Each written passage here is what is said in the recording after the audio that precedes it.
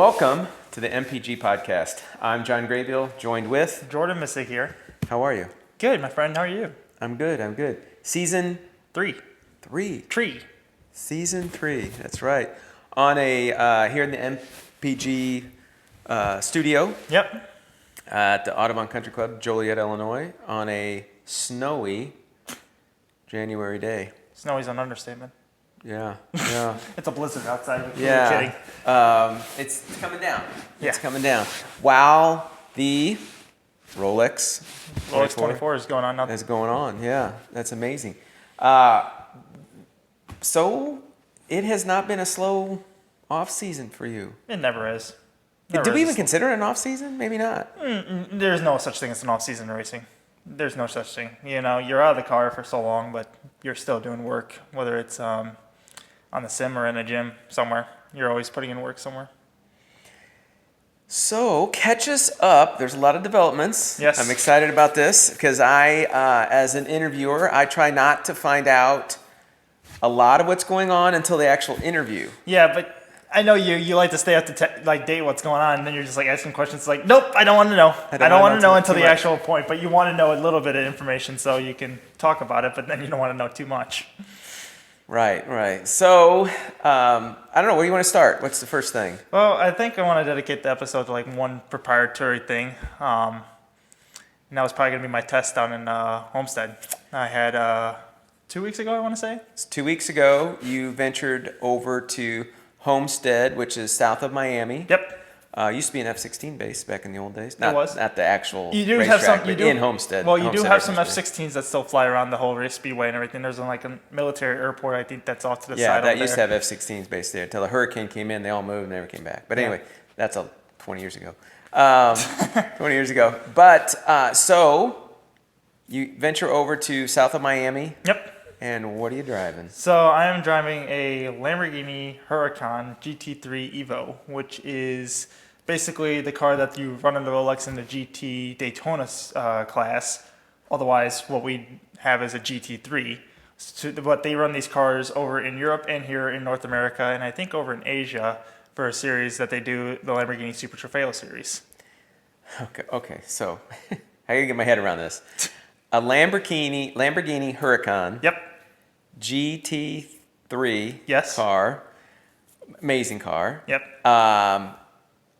And Super Trofeo, Super Trofeo is the name of the series. Yes. the name of the series, and it's in the United States series. There's there's a bunch of series. But there is one in the United States, I yes, guess. there's So a you North mentioned America the other series. ones, but there's one in that just takes place in the United States. There's a North America series, yes, that Okay. runs with IMSA. It's kind of like a little bit of a support series. Porsche and Ferrari Challenge are like two other support series that kind of run on their own schedule, but run kind of parallel with IMSA. Super Trofeo is just another edition of like a Porsche Carrera Cup or a Ferrari Challenge. It's basically the same thing. I see. So how was the car? The car itself is a beast, all I can say. It's just a plain old beast. It's very fun to drive, 600 horsepower, rear-wheel drive car. I'm assuming a dual clutch transmission.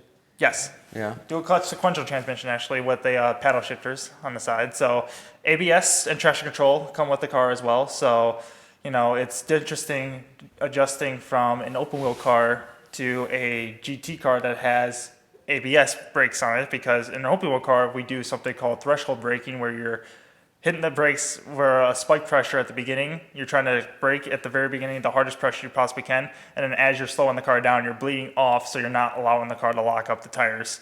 So you're skidding off track and you have control of the car as you're going through braking.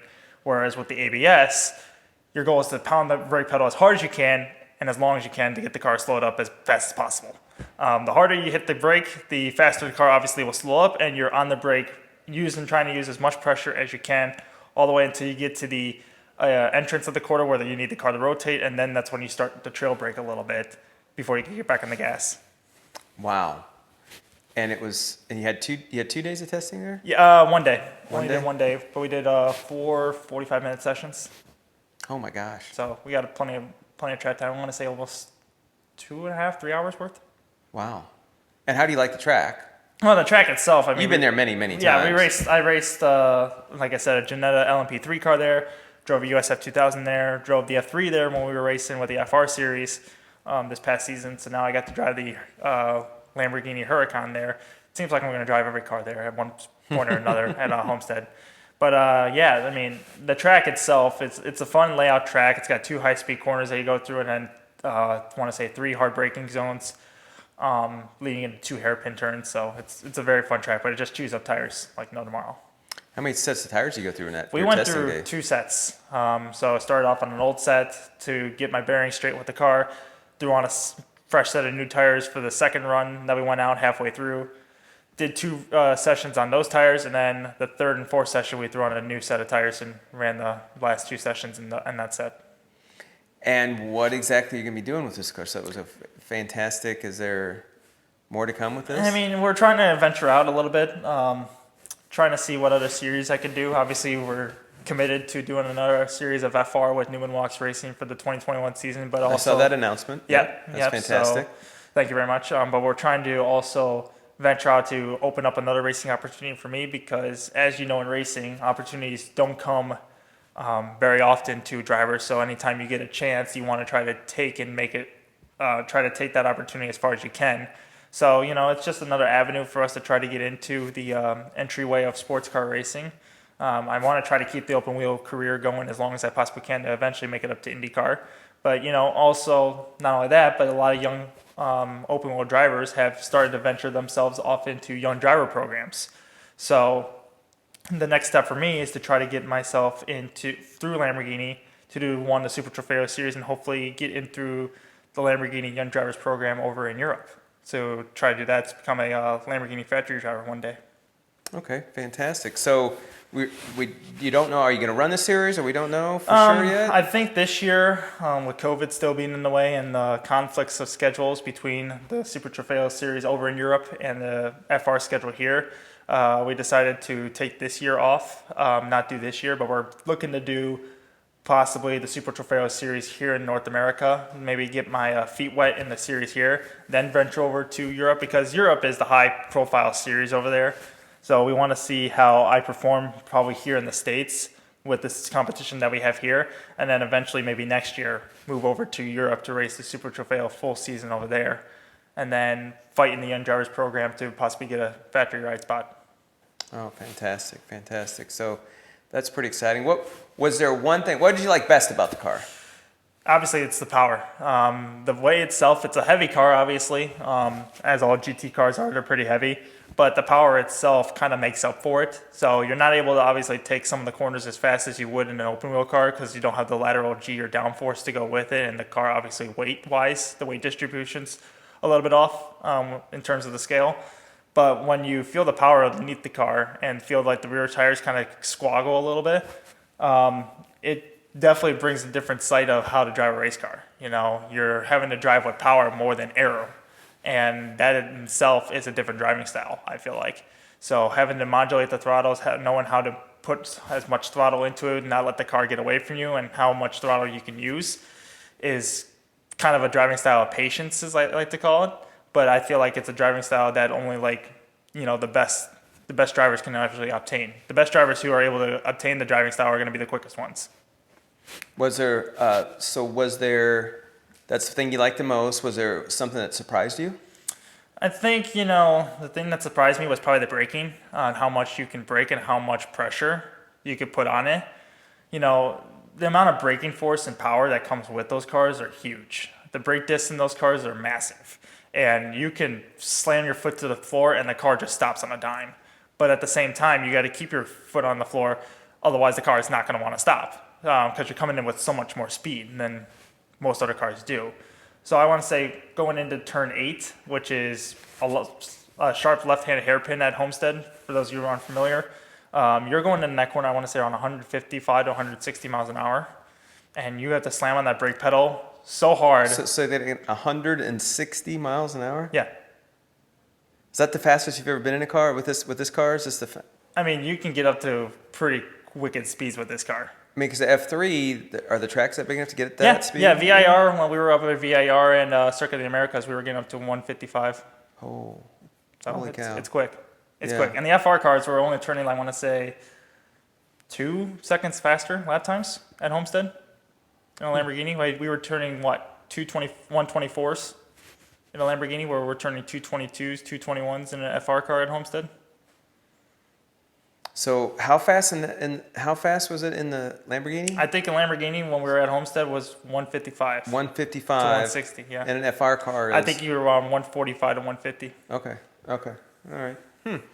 Interesting. So the FR car is still faster. Yeah, in terms, of the and that's just weight and weight aero. and the tires. That's just and- because yeah. in some corners you could take flat out and take at a little bit quicker rate. The minimum speed is a little bit quicker in the FR car than it would be in a GT car, just based on weight.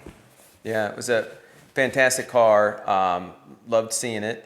And so as you're learning the new car, what's the first thing? Do you sit down with an engineer to begin with before you even go out, or do you sit down with a coach, or how do you just? No, I mean, you just got in it and felt it out. I had Victor there as a coach of mine. Victor Franzoni. Yeah, Victor Franzoni. He raced those cars over in Europe. Did a Super Trofeo race over there at Barcelona earlier this year. So he was familiar with the car.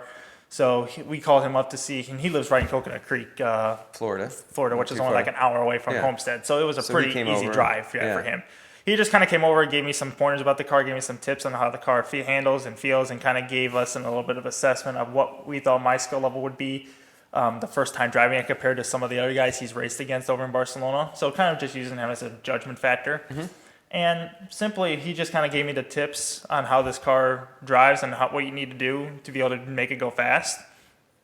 And I just kind of listened to him a little bit and, just was able to do everything that he told me to do, and was able to find a little bit of secrets in the car. I mean, there's still obviously a lot to learn in the car itself just after being one day in testing, but I feel like we learned enough to where we'd be able to get ourselves accumulated to jump in the car, go do another test day, or go do a practice and maybe even a race weekend.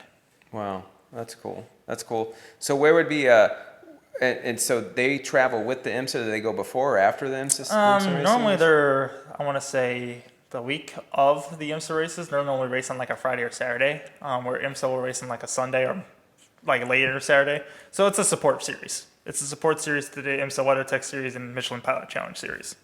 All right, fantastic. Well, that's pretty exciting stuff. Pretty exciting stuff. That's all I got to say. Was there a passenger seat in that car? No. Because could we bolt one in for me? Because I'd like to go.